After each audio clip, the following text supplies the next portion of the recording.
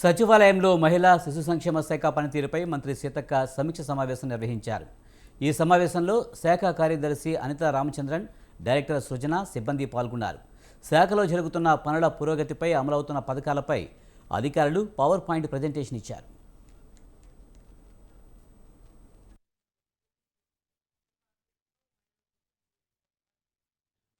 Success అయితే చరిత్రలో మిగిలిపోతుంది. సో అట్లా మనం దాన్ని ఒక ఉమెన్ కాన్క్లేవా లేకుంటే కాన్ఫరెన్స్ ఏదో ఒకటి పెడదాం. ఫస్ట్ అయితే 19/6/20లో ఒక రౌండ్ టేబుల్ పెడదాం. దానికి కొన్ని ఇది అన్న తర్వాత అది ఇవాళ ప్రపంచం అంతా జరుపుకుంటుంది. సో మనం కూడా కొన్ని మంచి రిఫార్మ్స్ తీసుకుంటే ఆ కాన్ఫరెన్స్ ను మనం అట్లా జరుపుకుంటే దానికి ఒక గుర్తింపు ఇచ్చి ఈ కాన్ఫరెన్స్ లో మహిళల కోసం ఇవి ప్రతిపాదించడం, దాంట్లో ఏం సక్సెస్ అయితే అది చరిత్రలో మిగిలిపోతుంది. సో అట్లా మనం దాన్ని ఒక ఉమెన్ కాన్క్లేవా లేకుంటే కాన్ఫరెన్స్ ఏదో ఒకటి పెడదాం. ఫస్ట్ అయితే 19/6/20లో ఒక రౌండ్ టేబుల్ పెడదాం. దానికి కొన్ని ఇది అన్న తర్వాత అది ఇవాళ ప్రపంచం అంతా జరుపుకుంటుంది. సో మనం కూడా కొన్ని సమీక్ష సందర్భంగా మంత్రి సీతక్క అంగన్వాడీ కేంద్రాలకు సరుకులు సకాలంలో అందుతున్నాయా లేదా అని ఆరా తీశారు. గుడ్లు, పాలు, పప్పు, మంచి నూనె, స్నాక్స్, బాలామృతం సరఫరాపై సమీక్ష జరిపారు. అధికారుల నివేదిక ప్రకారం పాలు మినహా మిగిలిన వస్తువులన్నీ 98% పైగా సరఫరా అవుతుండగా, పాలు మాత్రం గత నెలలో 58% మాత్రమే సరఫరా అయ్యాయని తెలిపారు. పాల సరఫరా లోపంపై మంత్రి సీరియస్గా స్పందించి పాలతో సహా ఎక్కడా ఫుడ్ గ్యాప్ లేకుండా చూడాలని ఆదేశాలు జారీ చేశారు.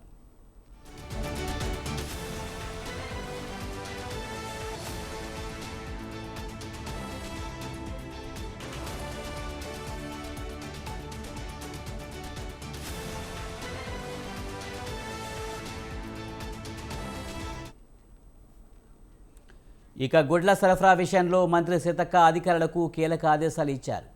5 జిల్లాల మినహా మిగిలిన 28 జిల్లాల్లో జిల్లా కలెక్టర్లు టెండర్లు ఖరారు చేసినట్లు అధికారులు తెలియజేశారు.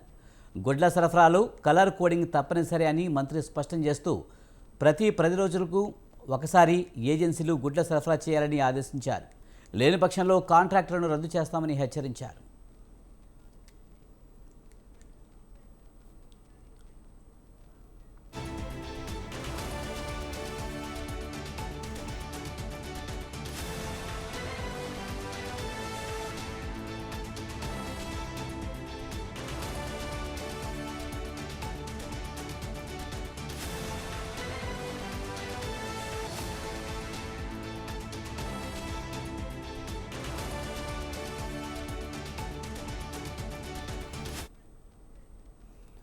అంగన్వాడీ కేంద్రాల్లో చిన్నారుల కోసం త్వరలో బ్రేక్ఫాస్ట్ స్కీమ్ ప్రారంభించేలా చర్యలు చేపట్టాలని మంత్రి సూచించారు.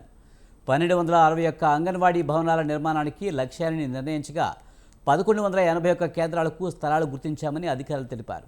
త్వరలో పనులు ప్రారంభించి నవంబర్ 19న మాజీ ప్రధాని ఇందిరాగాంధీ జయంతిలోపు భవనాల నిర్మాణం పూర్తి చేయాలని మంత్రి ఆదేశించారు.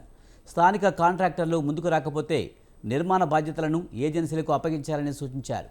అలాగే అంగన్వాడీ కేంద్రాల్లో బల్లలు, సిబ్బంది యూనిఫామ్లు, చిన్నారుల యూనిఫామ్లు తక్షణమే సరఫరా చేయాలని ఆదేశాలు జారీ చేశారు.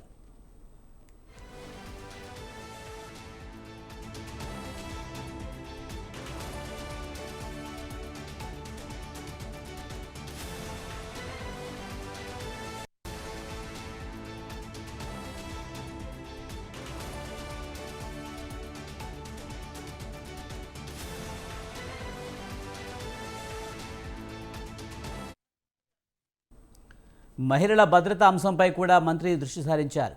త్వరలో ప్రభుత్వ ఉద్యోగులు, ప్రజా సంఘాలు, ఉద్యోగ సంఘాలు, స్వచ్ఛంద సంస్థలతో మహిళా రౌండ్ టేబుల్ సమావేశం నిర్వహించి మహిళల భద్రత కోసం చేపట్టవలసిన చర్యలపై చర్చించనున్నట్లు మంత్రి సీతక్క ప్రకటించారు.